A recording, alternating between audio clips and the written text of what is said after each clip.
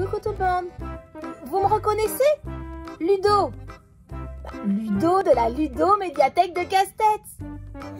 Ce soir, Lou nous emmène faire le tour du monde.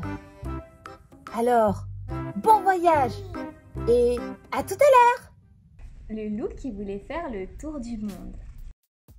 C'était l'hiver dans la forêt et Lou s'ennuyait à longueur de journée. Même ses amis ne savaient plus quoi faire pour lui. Un matin, il se regarda dans son miroir et s'écria « J'ai trouvé! Je vais voyager, voir d'autres pays. J'en ai toujours rêvé. » Aussitôt dit, aussitôt fait. Sa valise fut bouclée. À Paris, Lou admira la ville à bord d'un bateau-mouche et découvrit la tour Eiffel. « Qu'elle est grande et belle !» s'exclama-t-il, émerveillé. Si on monte tout en haut, on peut voir le monde entier. Vite, Lou grimpa au sommet pour voir sa forêt.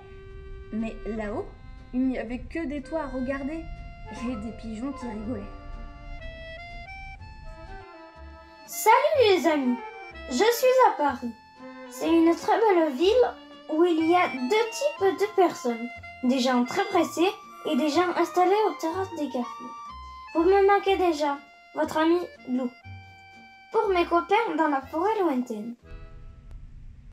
À Londres, Lou visita la ville avec des écureuils fort sympathiques. Puis il se rendit au palais de Buckingham. « Je voudrais rencontrer la reine d'Angleterre, s'il vous plaît », demanda-t-il au garde devant l'entrée. Le garde ne bougea pas. Lou essaya de passer sur le côté, mais le garde se mit à hurler. « Oh Lou! Oh Lou! La reine est en danger !» Le pauvre Lou fut attrapé et jeté dans un vieux cachot.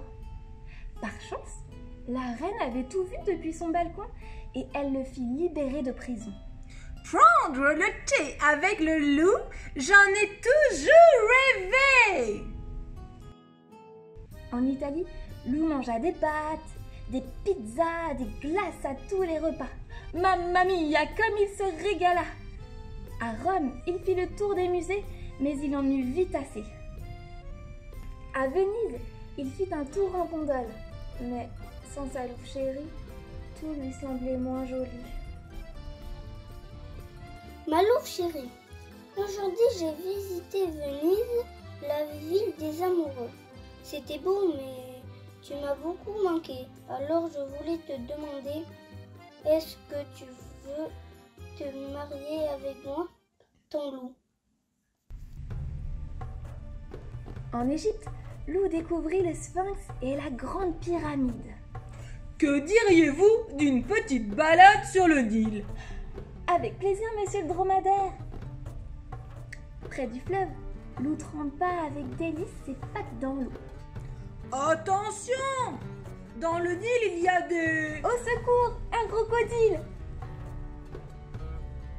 Au Kenya, Lou fit un safari. Au volant d'une jeep, il partit à la découverte de la savane. C'était l'heure la plus chaude de la journée et les animaux étaient réunis autour de la mare. Bonjour la compagnie! C'est quoi ça? Je sais pas. Une sorte de hyène, peut-être?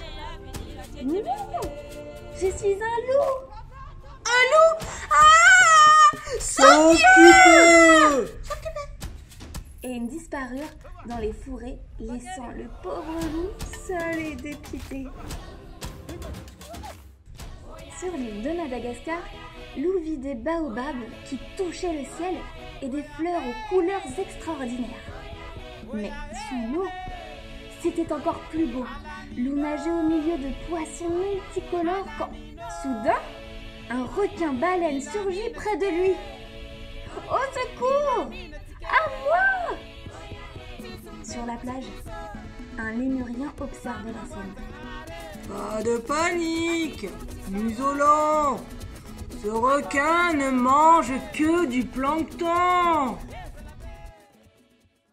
Au Népal, Lou escalada l'Everest, la plus haute montagne de l'Himalaya. Arrivé au sommet, il s'assit pour se reposer. Il ne vit pas tout de suite l'horrible créature qui l'observait.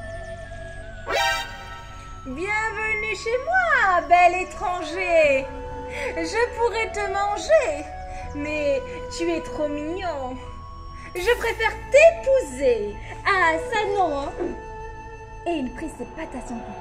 Il dévala la montagne, traversa la vallée et le pays tout entier. À bout de souffle, Lou s'arrêta au pied de la muraille de Chine. Il y avait là un grand panda qui prenait son repas. Que se passe-t-il, noble étranger? Vous semblez bien pressé. Un yéti me poursuit.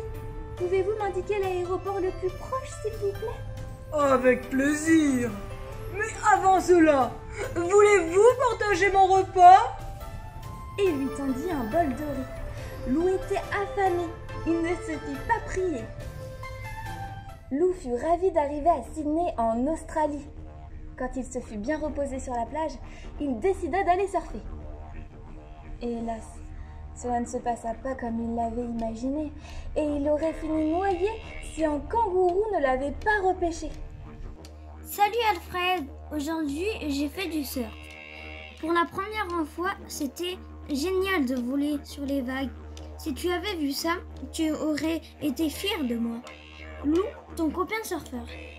Pour Alfred, dans la forêt lointaine, deuxième maison à gauche du nid de Lapi. Lou arriva à Rio, en plein carnaval. Il s'acheta un déguisement et partit à la découverte de la ville. Partout, il y avait de la musique, des couleurs, du bonheur. Lou se fit de nouveaux amis et dansa pendant des jours et des nuits. Quand la fête fut terminée, il fallut se rhabiller. Lou rangea ses plumes à regret. Jamais il ne s'était autant amusé. À New York, Lou admira la Statue de la Liberté, se balada au pied des buildings et fit du shopping. Il choisissait un cadeau pour Gros Louis quand il entendit un cri tout près de lui. « Mon loup chéri, je t'ai enfin retrouvé !» Ah, ça non! Et il prit ses pattes à son cou. Lou traversa des plaines, des déserts et des étendues boisées. À bout de force, il s'arrêta devant un chalet et s'y cacha. « Bienvenue au Québec !» Lou s'endormit en un clin d'œil. Quand il se réveilla, il s'écria « J'en ai assez de voyager. C'est décidé, je rentre dans ma forêt. » Lorsqu'il arriva chez lui, Lou poussa un grand soupir de satisfaction. Quel bonheur de retrouver sa maison! Il invita tous ses amis à dîner et se mit au fourneau.